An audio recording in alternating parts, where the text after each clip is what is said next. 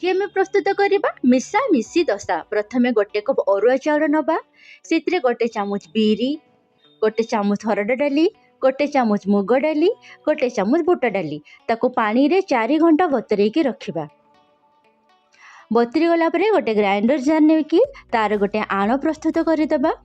इटी मापटा को आपण मन रखिथे, गोटे कप रे गोटे गोटे चामच ही सब पड़ुची डाली से तापर से अदा और कंचा लंकार छेचा, हिंगु आ लुण पकई 2 घंटा घोड़े रखिए। आलर थिकनेस एमती हवा दरकार, बेसी पतला नहीं बेसी मोटा नहीं। तापर तावा गरम है से पानी छिंटी दे सफा कपड़े पोछि दे दोसार सेप देवे, जमी दोसा वाला करुवे आप देखिथे सेमती ही तैयारी करेंगे। गला आमर क्रिस्पी क्रिस्पी मिसामिसी दोसा बहुत क्रिस्पी होता है। या खाइले बहुत टेस्टी लगे। जेकोसी चटनी सहित आप खाईपारे। घरे समस्त तैयारी करेंगे। मत कमेंट बॉक्स में जनइबे केमती लगे। तरुस्मिता लाइफस्टाइल को लाइक सब्सक्राइब कर दिंतु।